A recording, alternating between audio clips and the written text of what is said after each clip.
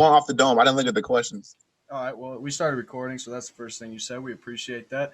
All right, welcome back to another episode with the Art of Football 365. This is Season 2, Episode 6, Segment 2, with our special guest, Matthew Chavers, the one and only. So welcome back to another episode. Before we get started, go ahead and Gronk spike that subscribe button. Leave a like for as many times as Tony Romo calls out the play at the line of scrimmage before the plays even ran. And most of all, leave a comment. We'd love to have some feedback from you guys, just like Troy Aikman gives Joe Buck some feedback, when he sounds like a dad at a Little League game. All right, so our three sponsors now, I guess. Driftless Quality Wear, 312 Beef and Sausage, and Bacher Auto Group. Check them out.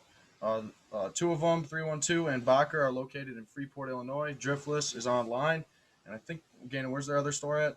Where's their store at? I think it's in Iowa. Iowa, okay. So check them out. We appreciate them and everything they've done to support us. So in this episode, we're going to dive into the story of Matthew Chavers, Freeport High School graduate and a true 815 legend. Everything this man does is pretty much centered around happiness and bringing out the best in others. So I just like to say, Gannon and I are pretty blessed to have you on here, man. We appreciate you taking the time out of your night to do this for us. And let's dive right into some questions and get to know Matt. Thanks for having me. Not a problem, man. Yeah, before we dive into the questions, I want to talk about Matt a little bit. I mean, good for all the through his athletic career and his schooling career. His story is one of a kind. It's truly unique. And, Matt was my catcher for the last 2 years of baseball and high school. So it was a cool relationship that we got to get closer with that. And, he really helped me a lot as a person instead of a baseball player and a pitcher. But he's truly the definition of hard work and where the hard work can take you in life on and off the field. So now, before I get too deep about Matt and I's relationship, we're going to hop into the questions here. So, Matt, kind of introduce yourself. Who is Matt Chavers as a person, but also an athlete? Give our audience a little bit of background with your upbringing all the way to being a freshman in college. All right, so I'm Matt Chavers the third. I got to add that, Growing up, I've always loved playing sports, flag football, soccer, basketball, baseball, wrestling, track, anything. I just love being active. I like hanging with my friends. I like laughing. I like trying to make people laugh. I enjoy it a lot. You got to laugh every day. A happy life is, it's a mindset. If you think bad, then you're going to have a bad day. So I like to just try to be happy as much as I can. I like listening to music. Not very good at video games. I'm terrible, but I like playing them. You try and make some TikToks. What games do you like playing? I like playing Superstar KO on Madden. I'm not very good, but sometimes I get on a run. 4 or 5 on the MS run. I play the show. My Road to the Show character. He's goated right now. He's been the MVP for the last 6 or 7 years. But okay. We're not counting. And I don't know. Well, that's Matthew Chavers, ladies and gentlemen. Always with the smile on his face. It's a smile that a lot of people smile right back at. He's always a happy guy. Before I ask you the second question, I want to let people know I remember back in our travel sports days playing baseball growing up. Matt used to be the little awkward kid with the little goggles on, walking around with the tape on him. Yep. I remember that kid, and just to see the adult and man that he flourished into it's absolutely insane. When we dive more into his story, it's inspirational.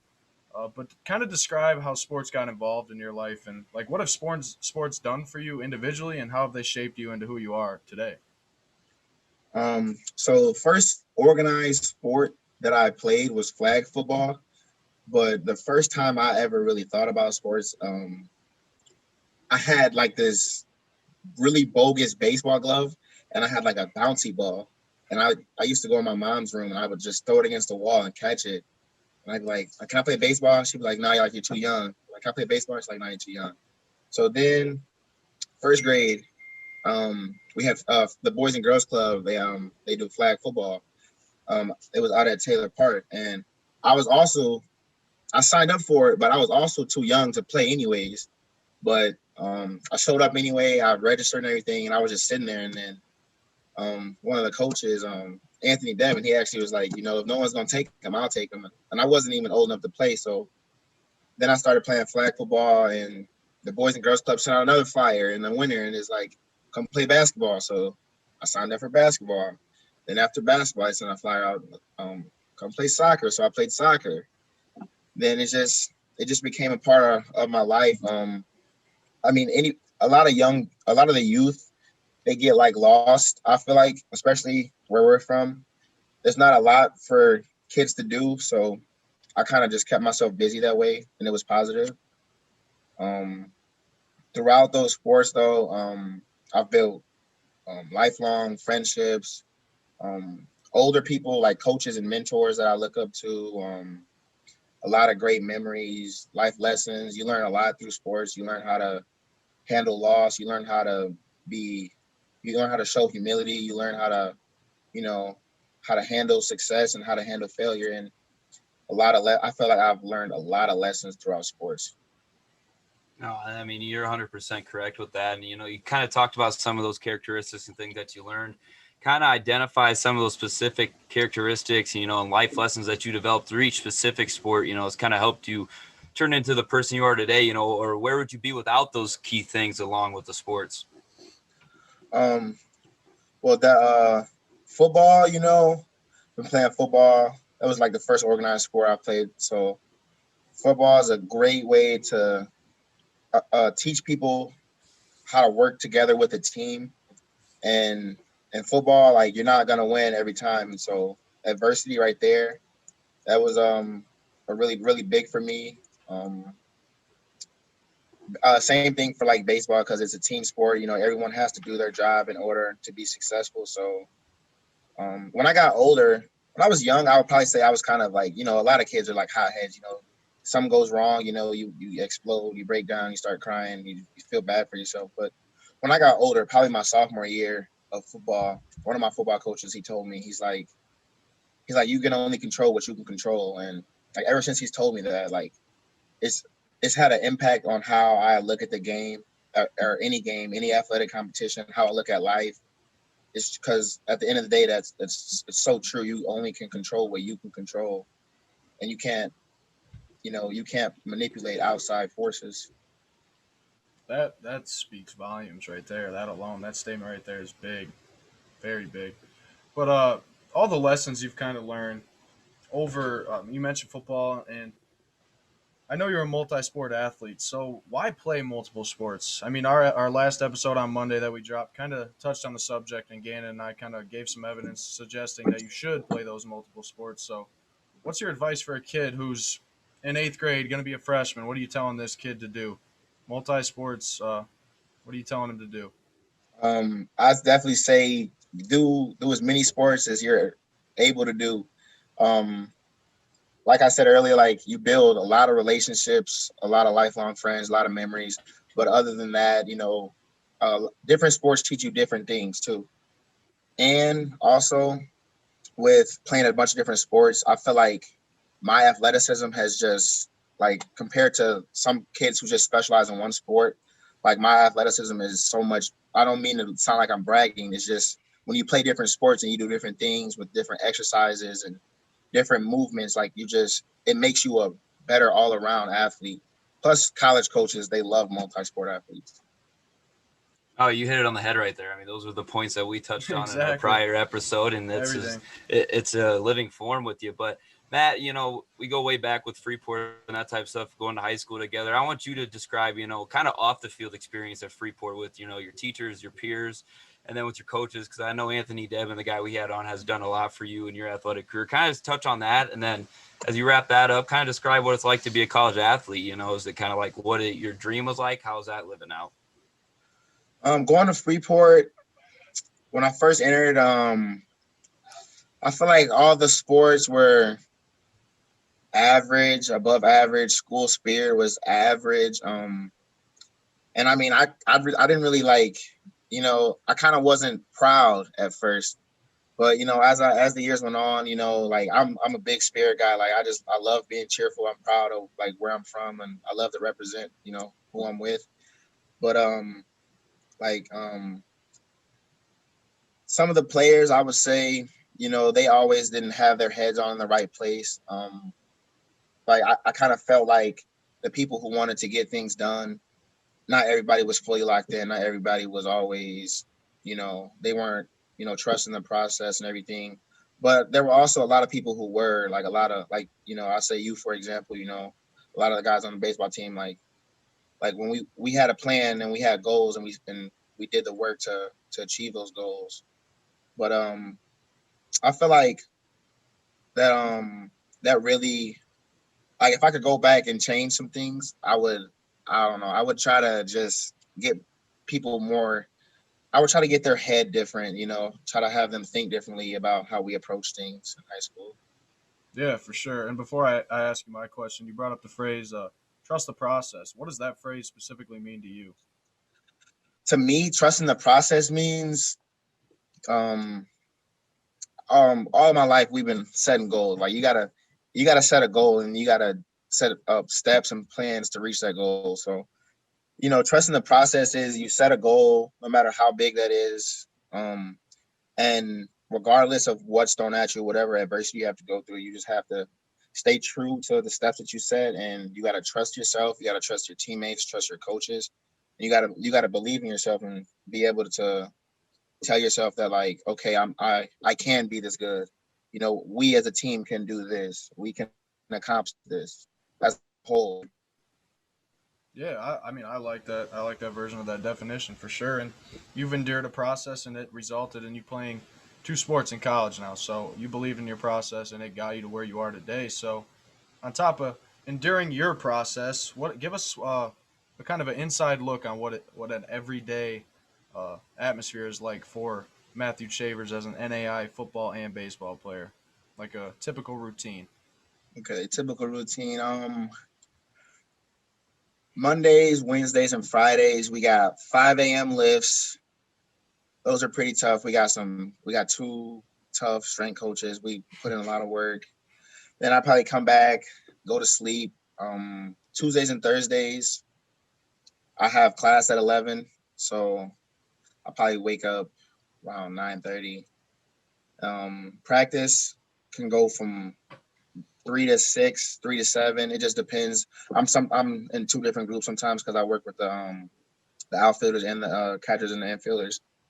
And yeah, throughout the day, whenever I have time, I try to get homework done whenever. In the beginning of the year, actually, I had before I had made the choice when I was doing baseball and football every day, both times. I mean, both sports at this every day for like probably a month, and that was pretty tough. We'd have morning lifts probably about 6, 7. Then I'd have like routes on air at 3 to 4:30. 4:30, I'd have to walk over to the field and just play baseball. Yeah, it's Sounds a like a packed long day. day. Long day. It's a grind. It's the grind. But Sleep yeah, like a little baby. you kind of led me into the next question here. Just I remember we talked over the phone and stuff during the fall because you were having to make the decision whether to play baseball or football, and just kind of talk on how COVID impacted your decision because you can right now with your St. Xavier is playing baseball and football at the same time. What factors ultimately led you to play football or baseball over football for this both year? Then you're planning to play both next year, correct? Correct. Um, so I mean, it was a really hard decision for me, but what it ultimately came down to was missing my senior year of baseball, and I already felt, and then I guess right that I would be a little bit behind coming into college ball, not playing my senior year, but taking this whole year, the fall, the winter, and now we're in the spring, like I I took it as this is like a year to get better for myself to make up for that lost time. And I definitely feel like I made a lot of strides as a baseball player. So that was pretty much a really big reason why I chose baseball. Yeah, for sure. And on top of that, with COVID-19 and stuff, kind of describe your recruiting process and describe what schools were interested. And ultimately, you chose Saint Xavier. So, do you feel like you made that right decision? And touch on the recruiting process a little bit. Yeah, the recruiting process was it was a little bit frustrating at first because uh I don't think I didn't get an offer till November. I believe, when the season was already over, and like I was kind of struggling, like man, like why aren't these schools reaching out? You know, like I felt like I put the work in. You know, I got the grades. Like why is nobody reaching out? But you know, I was just patient, and of course everybody, you know, you guys talked about it in some of your podcasts. Like everybody wants to go D1, you know, but I sat down with Anthony Demon, and he's like, honestly, like schools are gonna reach out, so you should just go to who wants you, because why would you want to go to a school where you could possibly walk on and sit for 4 or 5 years, you know? So he told me that, and I was like, okay, I'm gonna be patient. And then University of St. Francis, they offered me for football, and Robert Morris, which is now Roosevelt, they offered me. I had a couple roster spots for from some D3s. I honestly did not have. I had one baseball school reach out to me, and that was actually my junior year. It was University of Illinois Chicago. They reached out to me, and they pretty much told me that the coach knew that I was a 3-sport athlete. He didn't know what sport I was gonna try to pursue in college, but he told me that if baseball was an option, that he'd have a preferred walk on for me. So that was like the only baseball school that really reached out to me.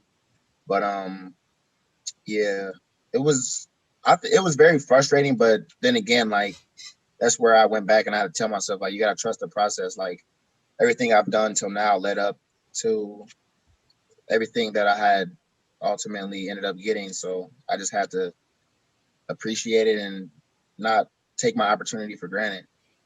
Oh, for sure. I mean, that's great advice right there. And you talked about earlier, if you could go back and talk to some of your peers in high school and maybe try to get them to trust the process some more. I want you to go back to when you were in 8th grade and freshman year. Do you have any regrets with your high school athletics and just school in general? And what would you have told yourself if you could go back and tell your younger self something, specifically individually, not as a school? If I could go back and talk to my younger self, I'd probably tell myself just work a lot harder. I mean, everything is, in hindsight, everything is 2020, and sometimes you don't realize your opportunities until they've already passed. And I felt like for like myself individually and for the team sports that I've been on, you know, that like there was a lot of potential there, like so much, and some of it wasn't even tapped into. It's just if I would have worked harder, if I would have been more vocal, been a leader, and spread that throughout my teammates. And yeah, I would just tell myself just work harder. Yeah, for sure. And I kind of want to actually ask you this. I was thinking about it while Gannon asked that question. Why do you think it is that certain high school athletes, when they graduate 2 to 3 years back, if they decide not to play college sports or whatever their circumstances is, why do you think high school athletes look back and realize like what could have been? Why do you think there is that regret? I think that, well, like I said, you know, in hindsight, everything's 2020, but I feel like in the moment, like we don't appreciate, you know, everything for what it is in the moment. Like when I found out that our baseball season was canceled, like my senior year, it just kind of made me think like man, I don't know if I really appreciated everything as much as I could have, you know, or if I enjoyed it as much as I could have. And I mean that goes for like every other sport too. Like my last football game, we were 4-5. We were one of the teams that we really thought we were gonna break that chain at Freeport and punch a ticket to playoffs. And it just, when that clock ran out, I was like, man, just I didn't even appreciate it enough. And same thing with wrestling. Like I ended up getting fifth, but my last match, I was like, man, it just went by, like it went by so fast, and it doesn't feel like, you know, I took the time to sit back and like just enjoy the moment. Yeah, it's crazy. Like when you're like all three of us were athletes in high school, and both of you are still playing sports in college. It's just crazy to go back and think of those days and realize that like we never took full advantage of those days. It's kind of heartbreaking in a sense, a little bit. But uh, who are some of your biggest influences and role models growing up, and maybe some athletes you studied growing up, or certain coaches, certain teammates, even? Just kind of tell us a little bit about who influenced you. Um, yeah, for sure. Definitely Anthony Demon. He's a big part of my life, and just in general, not even just with athletics. I first met him through flag football, and then after that, it was just he really became he was a big father figure to me and many other students. And I honestly I can't say this about all my coaches, but he really cared about the student before the athlete, and 100%. He cared about us as as young men instead of just what could we do for him athletically. So I feel like having him in my life he made a really big impact, and I don't know without him I don't know what I'd be doing right now. Were there any athletes you looked for? You kind of looked up on YouTube or anything growing up, like certain players that you kind of try to shape your game around? I wouldn't say I try to shape my game around, but when I first got into baseball, I started watching like the White Sox, and I'd watch like old White Sox videos, and there was Frank Thomas when he played for the Sox. One of my friend's dad, he used to call me Fake Thomas because I thought I was him. So I kind of wanted to be like him a little bit, but he actually I think he retired before I even got into it, but I would just look him up because he was just a guy from the Sox, and I looked him up quite a bit. Oh yeah, the Big Hurt. You can't go wrong with that. But just kind of going back, we've talked about some of your younger advice. If you could go back and tell yourself some stuff, we having more and more younger kids tune into this that are even elementary and middle school age. What is just some advice in life and athletics as a whole? It's a pretty wide topic, but just give them some advice just with life, school, friends, just anything that you can offer to a younger kid right now. Always look for the brighter side in things. Enjoy the moment. Don't take anything for granted because you never know when you're gonna take your last breath. You never know when you're not gonna be able to do something anymore. Have fun. Try to make others happy, and you'll be happy. And always work hard. There's no such thing. I don't know if you can work too hard. I mean, you can overdo it, but a lot of people say they feel like they work hard, but you don't. If you think you're working hard, you could probably work harder. That's facts right there. And yeah, you mentioned enjoy the moment, and I can tell you, Gannon and I both enjoyed this moment, being able to sit down and talk with you, and it's always a good time to just hear you talk. It's joy in a room, and it's joy on a Zoom. It's just what it is, and we appreciate that. So, do you have any advice for our podcast? Maybe some recommendations or any sort of feedback that we can take into consideration? I don't know. I really like what you guys are doing. You guys got a lot. You're not just 2-dimensional. You're not just interviews. You're doing a bunch of other things, and I'm really liking it so far. I'm really proud of both of you guys and everyone who's with the Art of Football. We appreciate that for real.